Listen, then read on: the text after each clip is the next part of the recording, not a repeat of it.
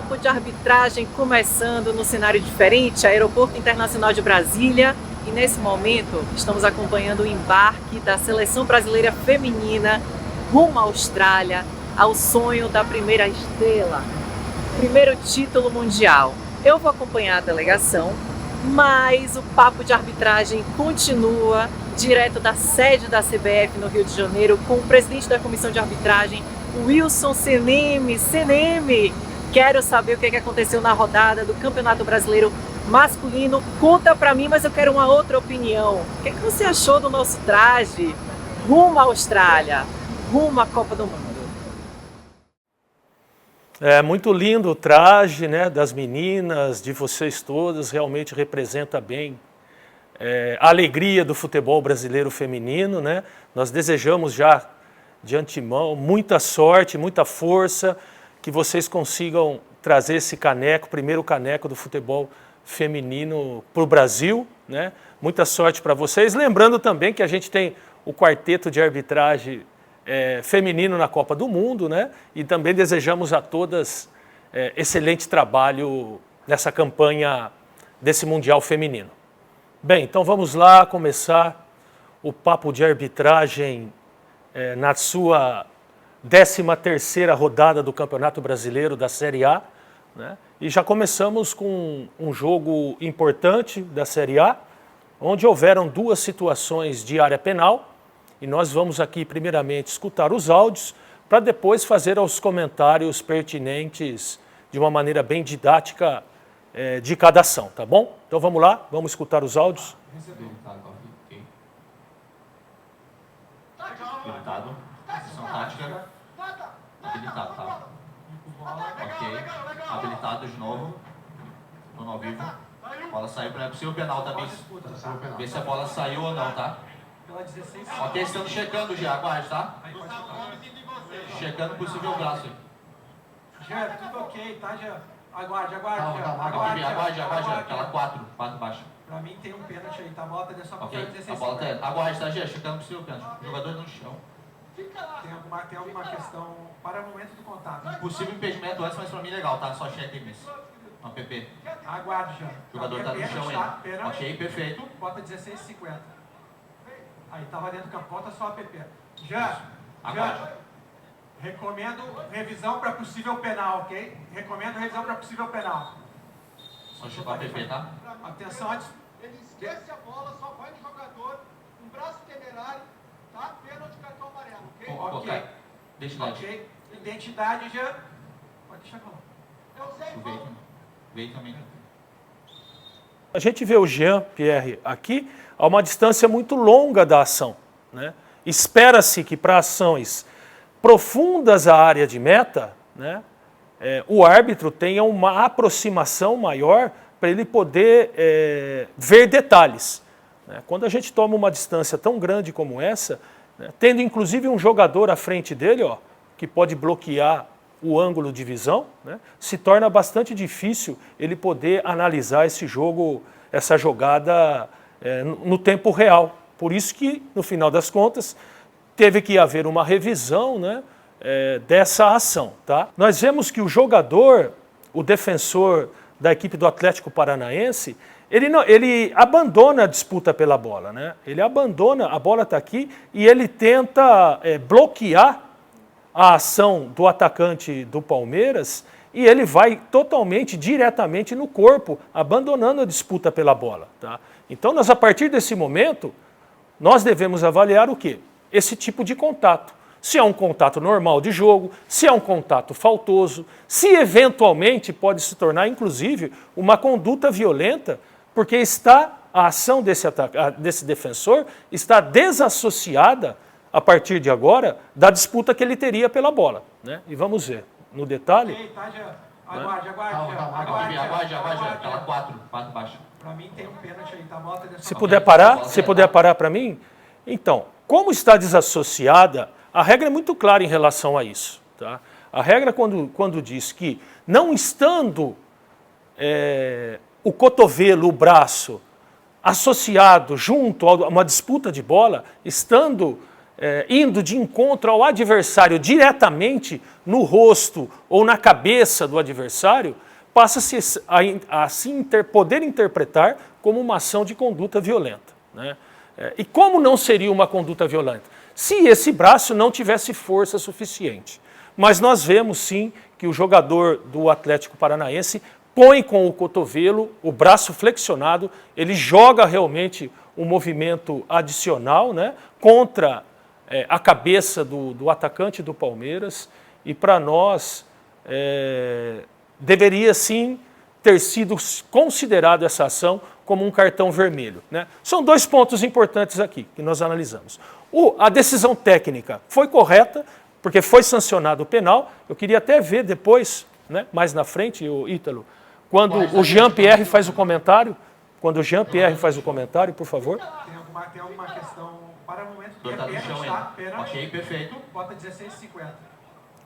Aí estava dentro do campo, bota só a PP. Já, recomendo revisão para possível penal.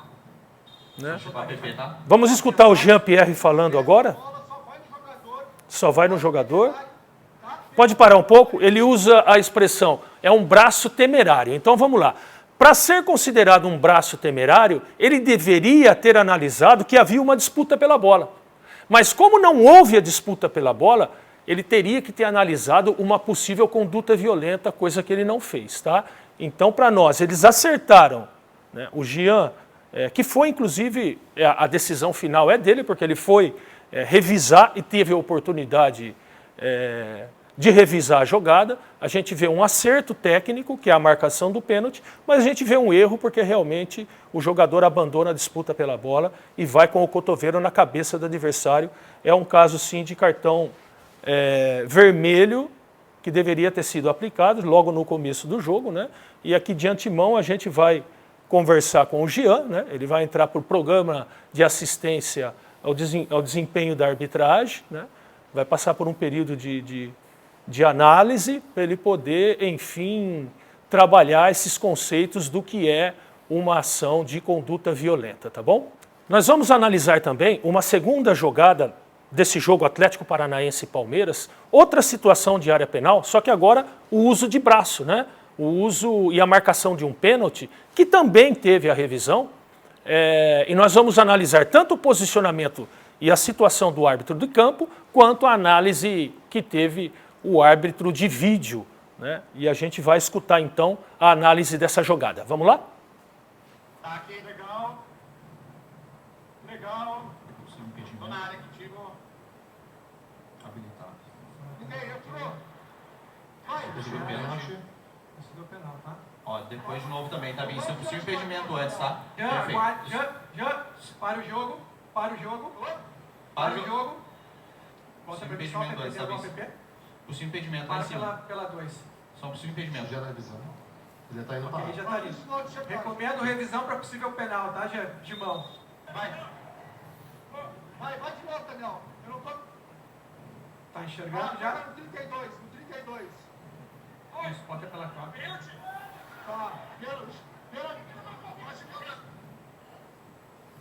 Primeiramente, analisando a decisão do campo, o porquê que o Jean, por exemplo, aqui, não conseguiu visualizar a ação, tá? Então vamos lá e peço para o Ítalo, por favor, parar nessa câmera aberta no momento que a bola toca no braço, por favor. Legal. Possível Tô impedimento. na área contigo. Habilitado. Ninguém entrou. Peço aqui para o Ítalo voltar um pouquinho, para a gente ver o momento do toque, né, da bola no braço do jogador do Palmeiras.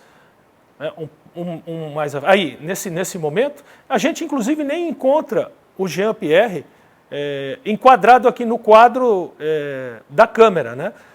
Recomendação da comissão de arbitragem, que o árbitro esteja numa situação, nessa altura da área, ele esteja próximo ao semicírculo da área penal do campo de jogo, né?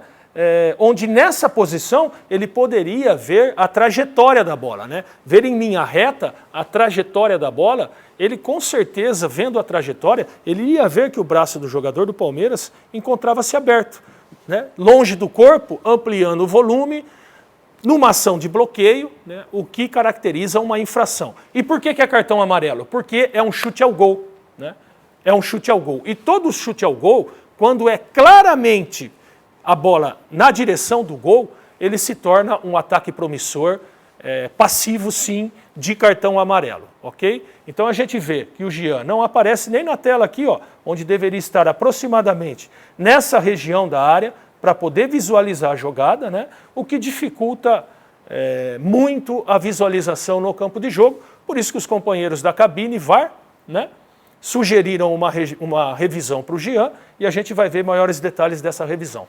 Deixa eu seguir. Puder pôr lá na frente para a gente, né? A gente vê a posição do Jean, que não é a ideal. Impedimento antes, tá? Perfeito. Aqui dá para ver, né? Pode parar, por favor. Por favor, Ítalo. Essa câmera dá para ver bem, né? O posicionamento do Jean, que ele tem vários, além da distância longa que ele tem da bola, ele tem vários jogadores que estão bloqueando o campo de visão, o que torna bastante difícil para ele poder analisar essa ação no campo de jogo. O ideal é estar mais próximo do jogador número 9 do Atlético Paranaense, que arremata ao gol, né? E aí ele teria mais ou menos o mesmo ângulo de visão que a gente está tendo aqui, né? É o que ele precisava para poder visualizar essa ação no campo de jogo, que era possível ter feito, né? Esse é o detalhe, porque tem situações que nós entendemos que são difíceis para o árbitro, porque elas são muito rápidas, né? Mas tanto a outra quanto essa, a gente detecta realmente um posicionamento que não é o recomendado pelas instruções, né? Por isso que deveria ter sido ajustado e por isso que no final das contas o VAR teve que entrar em ação novamente e a gente vai ver detalhes aqui, né? Vamos lá? Esse braço... Para o jogo. Quando o VAR fala, já avisa para o jogo, é em função do quê? Porque ele já detectou uma possível situação muito clara de revisão. Então a bola deveria estar numa zona neutra, por isso que ele paralisa o jogo para evitar, por exemplo, que saia um gol, né, e tenha que revisar uma jogada anterior em função de um gol já marcado, tá? Vamos lá? Impedimento antes, tá bem? O braço é claro, né? O braço é aberto do jogador número 32 do Palmeiras, né? Ele tá indo para Já tá ali. Recomendo revisão para possível penal, tá, Gimão? Vai. Tanto que nessa revisão, o Jean não toma nem 10 segundos para chegar à conclusão de que era um pênalti com cartão amarelo, né? Porque realmente era uma ação muito clara de cartão amarelo e de pênalti, tá? E o que se espera, mais uma vez, é que os árbitros, a esse nível de jogo, né?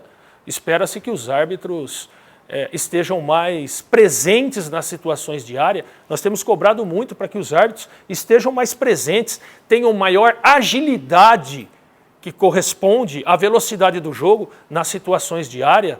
É isso que a gente tem exigido dos árbitros, né? E a gente vai trabalhar aí o Jean, né? Lá no programa de assistência ao árbitro, para que ele possa identificar o porquê das falhas, né? E possa no futuro voltar a trabalhar com um melhor rendimento do que houve nessas duas ações. Vamos ver agora duas ações do tópico disciplina, né? Que é tão comentado aqui no Papo de Arbitragem, né? A gente já comentou bastante, a comissão de arbitragem foi nos clubes, organizamos um material didático, falamos com as comissões técnicas, com os jogadores, apresentamos vários materiais, né, de trabalho, solicitando uma colaboração e um respeito entre árbitros e jogadores, árbitros e comissões técnicas, né? E a gente segue reiterando esse papel. Mas também a gente reitera aqui que a disciplina ela é inegociável, né? O fator disciplina ele é inegociável, certo? Os árbitros estão sim orientados, né, é que realmente essa área disciplinar eles sejam, na verdade, eles coíbam o excesso de indisciplina, né? Óbvio que ele pode advertir verbalmente, ele pode mostrar um cartão amarelo ou chegar ao limite de um cartão vermelho, mas o importante é que todos saibam que isso está sendo um fator primordial da arbitragem, né? Que os árbitros estão sim nessa questão de disciplina, eles estão sendo rigorosos, e não rigorosos para quem trabalha de uma maneira natural e normal. Não, para quem excede na reclamação. Tá? E nós vamos ver no jogo Atlético Mineiro e América duas situações, né, de expulsão, né, uma do treinador e a outra ao final do jogo de um jogador, em que na nossa visão eram situações evitáveis. Até porque nesse jogo nós não identificamos nenhuma ação onde o árbitro tenha cometido algum erro que, por exemplo, interferiu no resultado da partida. Né? Então, me parece que é um pouco desmedida esse tipo de reação de indisciplina, sabendo que a orientação é para os árbitros serem mais severos nessa hora da disciplina. Né? Vamos ver aqui as ações. A gente vê que o Wilton Sampaio, ele é avisado pelo quarto árbitro, né, sobre uma situação de reclamação no banco, do treinador, do Luiz Felipe. Né? Pode parar um pouquinho, por favor, Ítalo? Né? A gente escuta aqui claramente o Wilton Sampaio dizer: eu respeito muito o senhor, respeito o seu trabalho, por favor, respeita o nosso trabalho. Né? Não me pareceu que é algo com falta de educação, com desrespeito. Né? Me pareceu realmente uma advertência de cartão amarelo normal do jogo, né? E que provocou uma reação totalmente desproporcional a isso. Né? Desproporcional a isso. Para quem acaba de receber, deixa seguir, um cartão amarelo, né? Cartão amarelo para o treinador. Né? E depois ele recebe um cartão vermelho. Pode parar, por favor? E se a gente vai ver na súmula o relatório do Wilton Sampaio, ele diz que o treinador falou que quem merecia o cartão era o próprio árbitro. Né? Então, assim, essas coisas que realmente deixam a gente bastante preocupado, porque é um pouco visível que ele acaba de receber um cartão amarelo e fala que quem tem que receber o cartão é o próprio árbitro. É óbvio que ele vai receber um segundo cartão amarelo. Né?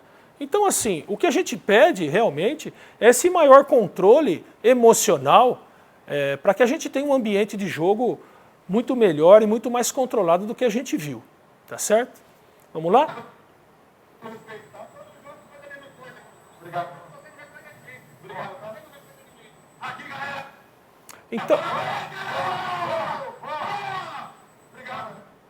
Então assim, se você puder parar, Ítalo, a gente vê os árbitros comemorando, né? Comemorando, na verdade, o desempenho deles. Eles estão, na verdade, comemorando um bom desempenho de jogo que eles tiveram. Tá? É o momento deles, árbitros, tá certo? Assim, o jogador a gente sabe que, enfim, todo mundo de cabeça quente, é algo difícil, é o capitão do time, mas assim, tem que saber a hora, tem que saber a maneira de argumentar. Né? Os árbitros estão orientados a ter educação. Né? A gente teve casos o ano passado em que árbitros passaram do limite e ficaram de fora por um bom tempo. Né? Teve caso até, inclusive, que foi para o Superior Tribunal de Justiça, né? De árbitros que ameaçou jogador. Né? Agora, a recíproca também tem que ser igual. Esse nível de tratamento tem que ser igual. Né? O jogo já terminou. A partir de agora, ninguém mais modifica as ações do jogo. Né? Então é hora de se acalmar. Né? E a gente pede aqui, mais uma vez, que os jogadores técnicos tenham um controle emocional. Por quê? Porque, repito, nesse jogo nós não detectamos nenhuma ação que houvesse uma interferência direta no resultado do jogo. Tá?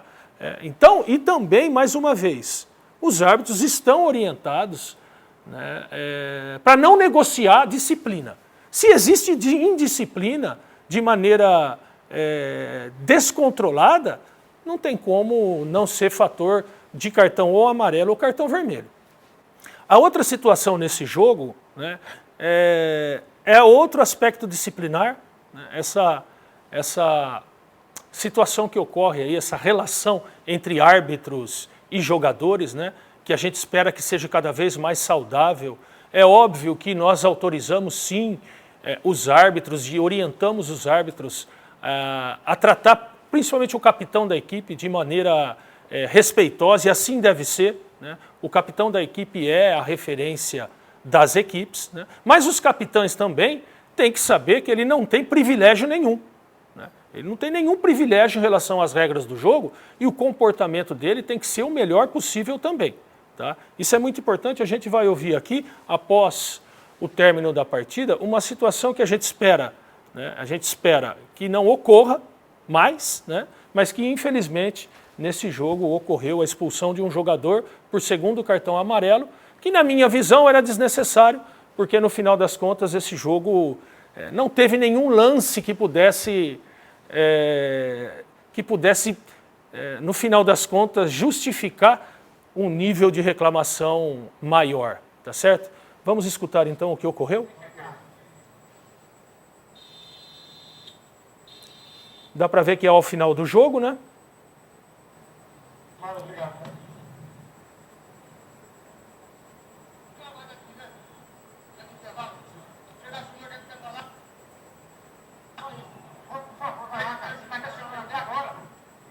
Obrigado pelo respeito, tá? Obrigado. Obrigado, tá? Aqui, galera! Obrigado. Ó, a TV tá em vocês, tá no Hulk em vocês, mostrando. A cena dele tá muito grande. Obrigado, viu? Obrigado. Deixa passar, não. Deixa passar, não. Deixa passar, não. Deixa passar, não. Isso, vai.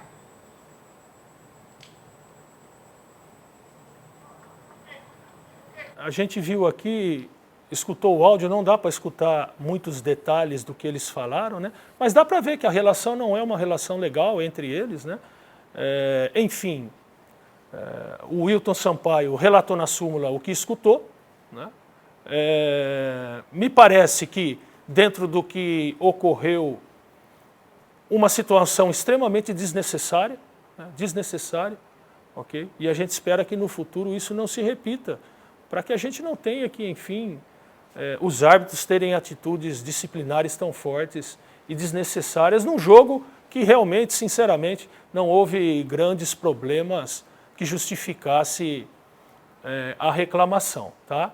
A comemoração que eles têm ali é uma comemoração de jogo, exatamente em função do bom desempenho que eles acreditam que tiveram, né?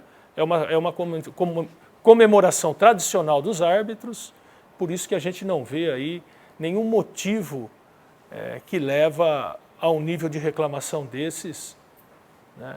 Infelizmente ocorreu e a gente espera e torce que não tenha que passar, torça para que isso não tenha que passar novamente num jogo de futebol. Então, nós vamos falar agora do mesmo tipo de ação, ombro com ombro, disputa entre jogadores, uso de força, né? Quando a força é normal, quando ela passa do ponto ou não, né? De dois jogos da 13ª rodada, a primeira do jogo Bahia e Grêmio, e muito similar a essa, também no jogo Botafogo e Vasco da Gama. E nós vamos fazer aí, né, esse jogo didático, que eu gosto muito de fazer, para a gente poder usar a referência do que é ombro com ombro e as situações de disputa dentro das áreas. Vamos ver primeiro Bahia e Grêmio. Vamos lá? Segue. Segue, legal. Possível pênalti, tá? Tá no chão, tá bom? Deixa eu ver se ele tem domínio da bola. Tem. Tudo ao vivo. Vai, aqui ó, essa câmera aqui ó, vai. Slow. Parou o jogo, tá? Ó, ele não tem domínio total da jogada, ok? Vai, outra câmera. Berman e vem comigo. Ó, é um choque, eu preciso ver se esse choque é nas costas, se ele tem domínio da bola. Tá, Peraí. Tá. Vamos ver, outra câmera pra mim, por favor. Slow. Ah, essa tá chicotada. Tô dando PGM. Contato na lateral ou nas costas? Deixa eu ver essa câmera 3, a 2. Isso. Pra mim, só botar de volta. Some, Coloca pra mim, aí. Ó, essa aqui, volta. Para no ponto de contato. Para no ponto de contato. Você quer PGM atendimento? mostra pela micro também, tá? Ó, é lateral ou nas costas? É lateral. Lateral. Ó, claramente é lateral e ele Lateral. não tem domínio da bola. A bola tá sendo disputa, é um encontro entre os dois jogadores. Concorda? volta um pouquinho, numa ação de disputa. Ele não tem domínio. Deixa eu ver. Coloca a câmera 1. Isso, olha, os dois vão de encontro, volta e vai frame a frame, ó. Os dois não tem um espaço e disputa. O que vocês acham? E ele já tá com a perna no ar, ok? Vocês concordam? Marcelo, aguarda, Marcelo. Você concorda, Paulo, que é um choque lateral, o jogador não tem domínio? Marcelo, é um contato lateral, pode jogar, tá? Os dois não tem domínio. Contato lateral, pode jogar. Vamos lá? Né? Importante essa análise, né? A gente vê aqui que o Thiago Peixoto, o árbitro de vídeo, faz uma muito boa análise porque ele busca vários ângulos e várias velocidades. E tem um ponto interessante, né, Ítalo? Se você pode voltar naquela câmera onde a gente vê o detalhe da ação, né? Um pouco antes. Nós vemos que realmente o contato entre esses dois jogadores, ó, pode adiantar um pouquinho, nessa câmera que é muito boa. Coloca a câmera 1. Isso, se você deixar parado nessa ação, nesse momento, né, nós vemos que realmente é um contato lateralizado dos corpos, né? É um contato lateral, ombro com ombro, força natural para a disputa, não existe um movimento de braço e tampouco um movimento de força do defensor para deslocar de uma maneira irregular esse atacante, né? Por isso consideramos que é uma força proporcional para a disputa, né? Entendemos, está dentro de um limite? É verdade, ela está dentro de um limite, né? Mas como é ombro com ombro, lado a lado, é o contato de jogo, o futebol é um esporte de contato. Se esse contato houvera sido nas costas do jogador do Grêmio, aí sim se tornaria uma infração. Mas como ele foi lateralizado, nós vemos aqui uma muito boa checagem e uma muito boa decisão do árbitro, afinal, né? O Marcelo, no final das contas, se a gente voltar na câmera no começo lá da reprodução do vídeo, na câmera 1, né, a gente vai ver que realmente a posição do Marcelo de Lima era uma posição muito boa, tá? Assim como a gente falou da posição ruim daquele vídeo anterior, né? Aqui, ó, olha o posicionamento do Marcelo, né? A distância boa, interpretando, o ângulo bom para interpretar, né? Por isso que também leva a credibilidade o árbitro de um acerto como esse nessa interpretação. Nós vamos ver agora o outro jogo, Botafogo Clássico Carioca, Botafogo e Vasco da Gama, né? Uma situação similar de disputa ombro com ombro, né? Onde está dentro de um limite também que a gente considera um limite aceitável de disputa de um futebol, no final das contas, de força e um futebol profissional, né? Jogadores que estão preparados para os contatos físicos, tá? Então vamos ver na sequência essa jogada, que é uma jogada muito similar ao que aconteceu no jogo anterior, o que mostra também o bom critério que os dois árbitros tiveram nos dois jogos. Vamos ver a jogada? Atenção possível doxo, só temos 2 defensores contra 4 atacantes. 3 na frente e 1 chegando. Habilitado? Parece lateralizada, vamos ver por essa aqui, pela 5. Isso, solta. Tudo ao vivo. Campo relata contato lateral, Rodolfo. Ok, e o defensor toma a frente e depois tem um contato lateral. Vamos ver o que aconteceu lá pra mim, prepara essa imagem desde o início pra mim mesmo, eu tô em vivo, você prepara pra mim o que acontece ali. Solta, solta. Ele toma a frente, ó. E daí lateralmente ele se choca, por uma disputa por espaço. Concordo, isso aí. E fora da área. Exatamente. Não, daí teria uma possível doxo, mas não, se tem falta a gente tem doxo, mas não tem falta. Se ele não vai, ele para e acaba se chocando. Tem outra câmera mais baixa? Tá em jogo. Agora essa aqui, ó, por 4. Tá em jogo. Seguiu. Mas essa aqui é muito clara. Concordo, isso aí. E fora da área. Só temos 2. Muito bom, para mim, por favor, Ítalo. Bastante interessante a análise do Rodolfo Toschi, que era o árbitro de vídeo, e também dos companheiros da cabine, né? Assim como a análise do próprio Rafael Klaus, que num contra-ataque muito rápido conseguiu desenvolver uma velocidade boa e chegar nesse contra-ataque para ter um excelente posicionamento. E dá para escutar o Rafael Klaus dizendo ombro com ombro, ombro com ombro. Ele até mostra, ele faz até o gesto de ombro com ombro, tá? Isso gera bastante credibilidade para a arbitragem, certo? E a gente vai ver em detalhes aqui esse contato, que realmente é ombro com ombro, e dentro de uma força natural para essa disputa, né? E a partir de agora, ó, pode ir um pouco para frente, a gente vê que é lateralizado, é lado, ó, jogador ombro com ombro, tá? Lado com lado de corpo, não é nas costas, né? Inclusive por quê? Porque o jogador do Botafogo, o atacante, ele dá um tapa na bola para o gol, né? Na direção do gol, era a direção onde estava vindo o defensor do Vasco da Gama, né? E que provoca, no final das contas, um contato lateralizado, corpo com corpo, que corresponde a uma situação normal de jogo, né? Além de que, um detalhe importante, se eventualmente alguém possa interpretar como falta, foi fora da área e não dentro da área esse contato. Mas me chama bastante atenção o posicionamento, pode deixar seguir nessa câmera, o posicionamento que vem o Rafael Claus, né? E olha lá, olha o gestual que ele vai fazer, ó, de ombro com ombro, né? Demonstrando que ele viu, não é algo que ele não viu, é algo que ele interpretou e muito bem posicionado na nossa visão, corretamente também, permitiu que o jogo seguisse seu fluxo natural. Nós vamos falar agora de outro clássico nacional, né? Dois grandes clubes, Internacional e Cruzeiro, fizeram um clássico nacional no Beira-Rio, e nós vamos aqui trabalhar e visualizar e ouvir uma situação dentro da área, dentro ou fora da área, na verdade, né? Porque o árbitro marcou, em princípio, pênalti, mas a revisão de VAR demonstrou que a ação foi fora da área. E nós vamos escutar os áudios e depois analisar um pouco mais essa ação.